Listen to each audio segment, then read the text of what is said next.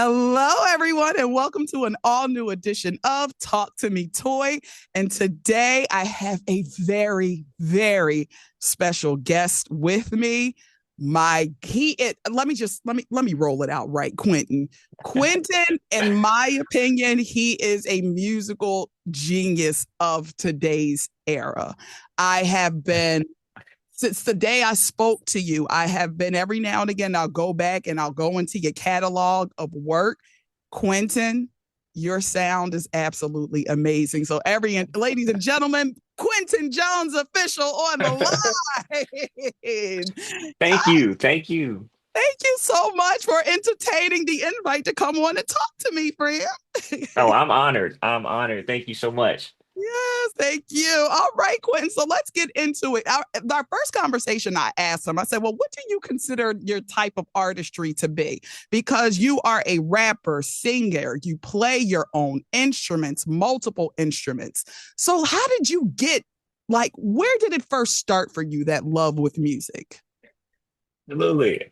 So it first started for me growing up, and actually both sides of my family has introduced me to music um, in a way that I can kind of conduce it in a way is that my mother's side of the family to me was like more vocalist. So I grew up very much in the church, going to church with my mom, and she was very active in the church choir, and also like working for the church as a trustee. So I was always at church. And then my Right. dad's side of the family, to me, is almost like more instrumental in a way. So my grandfather, he was in a band that was very popular in our area here in Virginia, and they were called the Jumpin' Jivers. So even as I was growing up, and once I started to play a little bit more and play out in the community, some of the elders of the community, they would recognize me and they would say, "Hey, you're Vandy Jones's grandson." And then from there, they would always refer back to the Jumpin' Jivers. So that happened long before my time. So I've never gotten to hear the Jumpin' Jivers, but I've always heard the stories about them, and I'm very recognizable in the community. And then once I start telling like who my family is, they're like, "Oh, I know exactly who you are." So Oh, I love that. Look, do I hear a possible jump and jive and album down the line? yeah, and homage, absolutely. Yes, absolutely. Got to put that. Listen, without jumping jiving, there would be no Quentin Jones official child. That is correct. Yeah, so I want to get into the evolution of your music. Would you say you Mhm. really kind of started out producing your own stuff about 8 years ago? Because I went and did the YouTube dive, and that's probably the earliest I saw stuff. And it was more of like I loved it, even though it was different, but it had influence of a more of a rock vibe. Mhm. And going all the way from 8 years ago to today, where Yeah. oh God, the real thing, child, that gives me more of I'm on the French Riviera vibe. Thank So you. let's talk about the evolution of Quentin Jones. Absolutely. So actually, again, like I started very much in the church. That's very much where I got my first chance to put my hands on a piano, which was staying after church, like when my mom either had choir rehearsal or when she was working at the church. So I got a chance to just venture off and play the piano that was in the back of the church. And I just had a just like a pull to it. And from there, my mom and my dad, they saw the interest that I took in it, and then they signed me up for piano lessons. So I took piano lessons with Miss Janet Jackson, which again, another name that without her there'd be no me, because she very much cultivated my natural talent for it, which was playing by ear, opposed to learning to read the music, which I can read music and I've learned to read it since. Um, and in the early days, I very much was playing by ear and I would just love to play whatever I heard on the radio. And again, a lot of that, I credit that back to my parents because growing up, there was always music around. So on Saturday mornings, I'm sure a lot of people can relate to this. Saturday morning is like the cleaning day. So my mom would turn on music in the house and everybody's cleaning. So we would hear gospel music and all day with that. And then my dad was very much playing hip hop, early hip hop. So Eric B and Rakim, and then he's also playing all of the R&B and neo soul. So that's where I got to meet, not meet, but that's where I got introduced to your Erica Badu's and your Casey's and JoJo's and your Joe's, and the list of names goes on.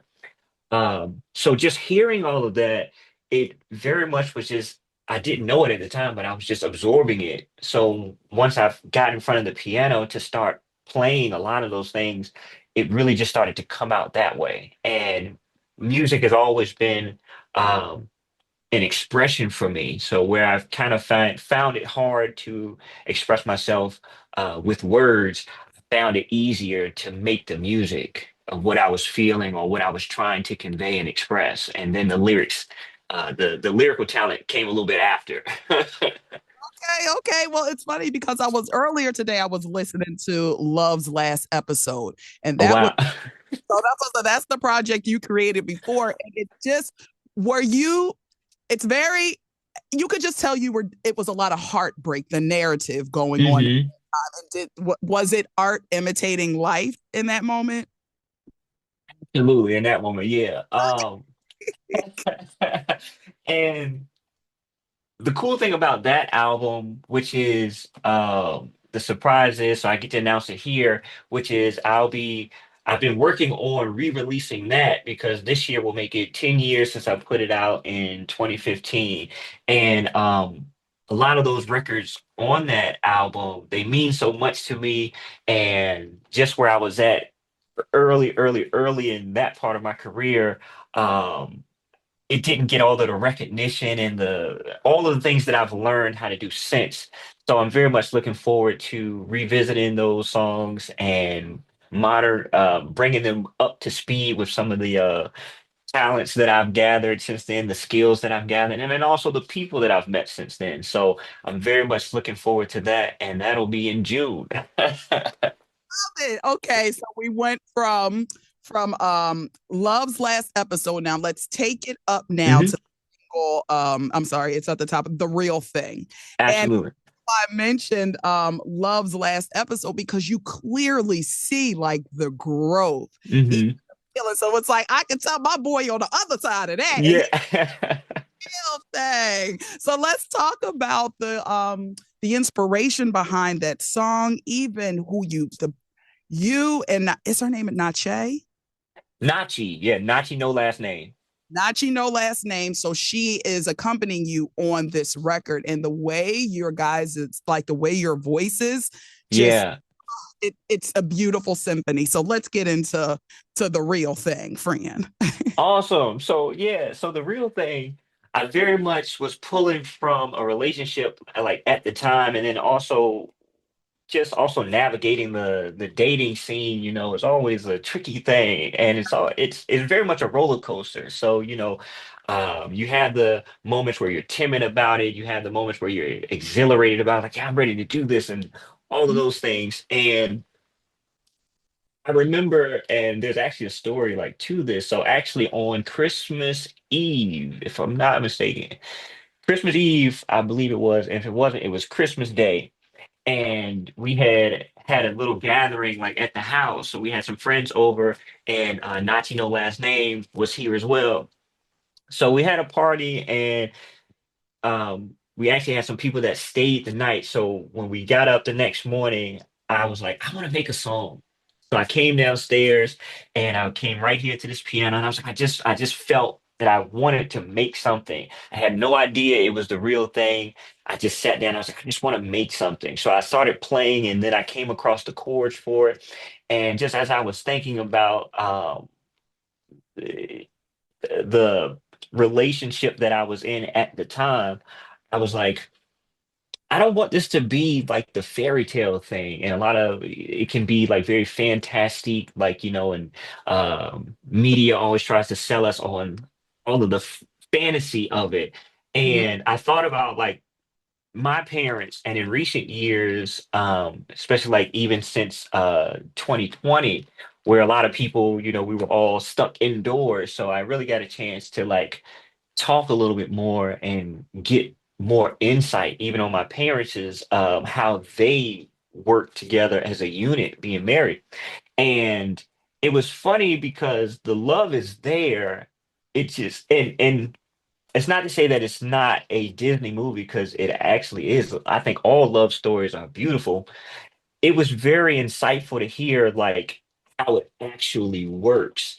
You don't always agree on everything, you know? So those are like the lyrics that went into it. And then even at the time, um the relationship that I was in, I thought it was funny that it was like, okay, yeah, we don't agree on everything, but that's okay. You know, that's not a deal breaker. So the opening lines of the song became, I don't mind if time to time we don't see eye to eye. Because who agrees on everything? That's kind of insane to me. I thought that was as real as I could get it in the most, poetic way and musically without getting so deep and ranting and all of these other things. Yes, So the real thing about music is you got to get in and you got to get out. yes, now, child. Listen, that the real thing, y'all. You better go check it out again. The vibe that it gives luxury. It gives, I want to be in San Tropez with the love of hmm my life. He's on a little cigar, a little bourbon, and we're living our best lives. So please continue. I just can't wait to see you excel. Now let's get into the Shaco sessions. Absolutely. Yeah, so you have an upcoming show February 18th at 7:30, and that's going to be in Richmond, Virginia. Yes, ma'am.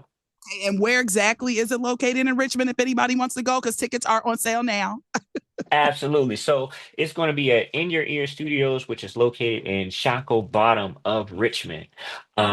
It's to me, a very pivotal recording studio that's here.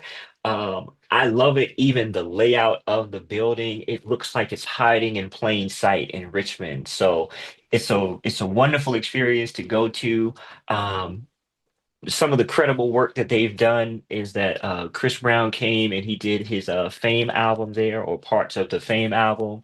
Um, Wale has been there to record. They've also done commercial work for like Family Guy and other movies and things. And the staff that is in there is phenomenal. I love them. So, shout outs to everybody at In Your Ear, Carlos, Reese, Andrea, and the list goes on from there. But I love those people. So I'm very grateful to them for the show. That show is everything. And for guys who don't know, if you want to check it out, because there will be a live stream available for people to watch if you cannot make it to the actual show. But I implore you, if you want a sneak peek of the experience, you actually did one, what was it, about a year ago or so? I did one about 2 years ago. And for anybody out there, if you find my Instagram page or Facebook, it is both Quinton Jones. You can find me on Instagram as Quinton Jones Official, and you'll see in my bio, I'll have the information there for you to buy the tickets, and also you'll see the YouTube link there. If you cannot make it in person, we'd love for you to be online with us. And the one that we did 2 years ago. That was a very special night as well, and I'm so glad I get to be on this platform with you to shine some light on even the musicians that played with me. So I went to Virginia State University, so I'm even repping my VSU attire today. And Virginia State very much impacted my life with my professors that I met there. And even on that stage, I had two of my professors performing with me, and that's very monumental for me. And I know that that video and that documentation of that is only going to grow in value because of that. So I had my professor, Mr. James Saxmo Gates, who is a world-renowned saxophonist, Grammy nominated. Uh-huh. Yeah. Made me miss that saxophone. I was like, yeah, what? This is literal, like the best music to my ears. Keep going. I'm sorry. Yeah, no, he deserves all of the credit. So that is my mentor right there. Mr. Gates has shown me and taught me so much about music and the music business. Like, how do you do this? And then not only that, but it all ties into life as well. So thank you, Mr. Gates. So I'm looking forward to when he sees this too. Another professor that I had on stage with me was Mr. Hannon Lane, and Mr. Lane has oh my gosh, what can I say about Mr. Lane?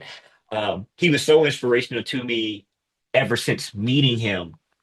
and he was in a band called Trussell, and they opened up for a list of names. And one of the things about Mr. Gates and Mr. Hannon Lane, that I very much admired and appreciated about both of them, which also ties into what I was able to do as a teacher, because I did teach at my former middle school, and I was also very heavily involved in my high school as well. And I very much appreciated that both of those teachers, Mr. Gates and Mr. Lane, not only were they very knowledgeable about music, but their teaching strategy was not only pulling from the book, but they were pulling from their own personal experiences of when they would go on tour, just separately. Mr. Gates, when he toured with Marvin Gaye, and then when Mr. Lane, when he toured with Evelyn Champagne King, and their list goes on like that. So it's one thing to read about people that are in the book and you can do all your research. It's a totally different thing when your teachers can actually tell you experiences that they had and how this thing actually works. So I give so much honor to Mr. James Saxmo Gates and Mr. Hannon Lane. Proud to be nurtured with that type of knowledge. It's just, Hmm. and the guys, y'all put it into this man because we hear it all in the music. So Hmm. I want to get you some good mentors, y'all. Yes, I'm very much advocate for that. Please, anybody, if you can, find good mentors. And then some other names that are on there, I actually had, and I thought that this is a beautiful thing. The bassist that played with me on the Shaco sessions, he's his own artist as well, producer. His name is Brandon Lane, and he goes by Old Soul Music. And he's Mr. Lane's son. So that's a wonderful like union there to have that on the stage as well. Um, so Old Soul Music, he has his own music out. I would encourage everybody to go listen to it as well because he's very, very influential even to me. I love his style. Soul music. Come on now. I love it. Now, I know you are a Virginia boy, and Yes, um, y'all have some great stuff musically down there. What has come out of there?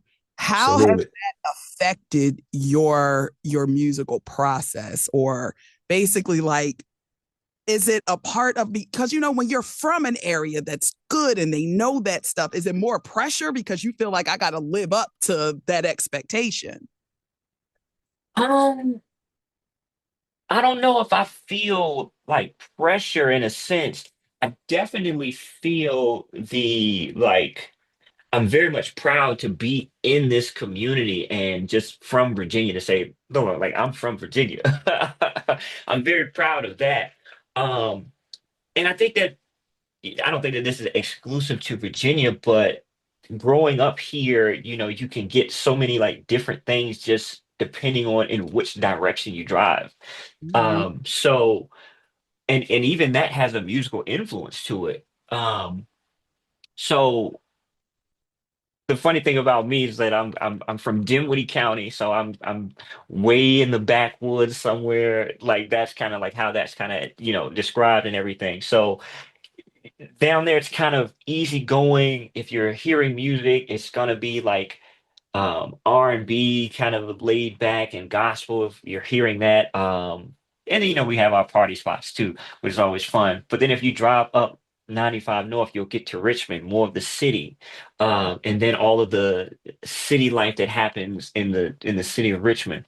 Um, so, and I'm sorry, I don't want to deviate too far from the question. I don't feel the pressure of having to live up to the expectation.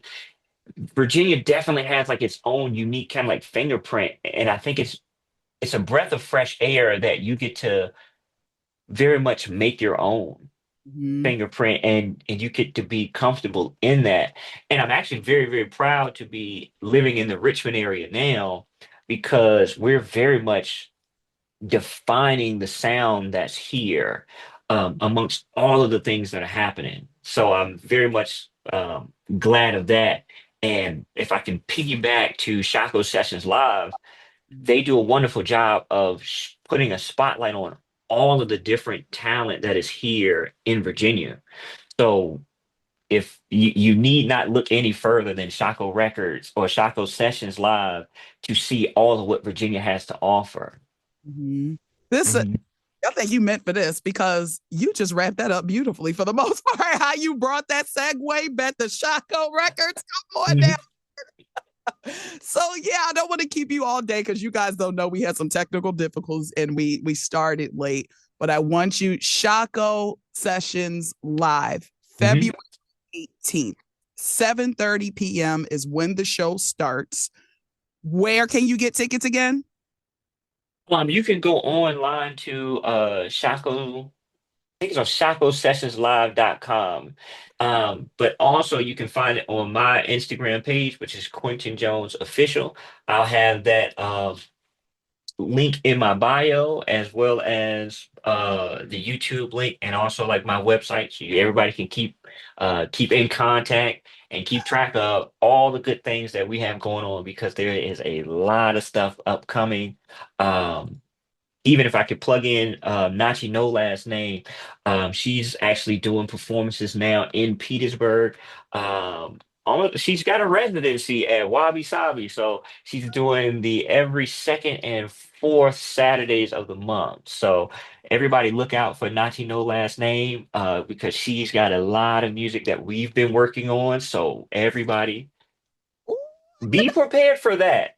So, yes. and then also another thing, a dear friend of both of ours, Freedom Amani, he's got music that is coming out. So we've all been working on that too. So I'm just the messenger. You've heard me say that before. So I love putting on for all of my friends and all of the people that I know and all the people that I'm yet to meet. So for those people that see this video before that we actually meet, I'm already excited to meet you. When I tell you, I cannot wait. Now, if rather I get down there live in person for the show or if I watch the stream, baby, I cannot wait to get down there because y'all are doing big things down there in Richmond, Virginia with music. Hmm. Like just how it pulsates. So far, I haven't heard anything that I haven't liked out of there. So I am so looking forward to seeing the evolution, the growth of you, and just what y'all gonna put out there to offer. I feel like this is the second, maybe third, fourth wave of Virginia coming up in the music. So I am so excited about this. I cannot wait. Y'all are in for a treat. Again, if you are watching that live stream, have you a nice meal together, a nice bottle Hmm. of wine, and get ready to enjoy yourself because it is truly a musical experience. Quinton Jones, you are mm, amazing. Thank you so much for joining me on this episode of Talk to Me Toy. I cannot wait to continue to build a relationship with you. It's funny, guys, because the prep conversations that you had, Yeah. we just got in. We touched a whole nother realm, especially when it comes to God and spirituality. So there will be, and how that correlates to music and life. So, baby, it's going to be a part 2, 3, 4, 5, 6. It is. Yes, Quinton Jones official. Thank you so much for joining the Talk to Me Toy podcast. And I Yes, ma'am. on February 18th, 7:30 for the show. Bye. Come Thank you. Look, and this is for you. on, friend. Yes, you see him. You see the knowledge we do. We gotta spread the knowledge. So I actually purchased the book already. So we gonna catch up and Yes, revisit ma'am. the topic. All right. Everybody have a wonderful day. Thank you so much for joining, and we will see you next time. Bye.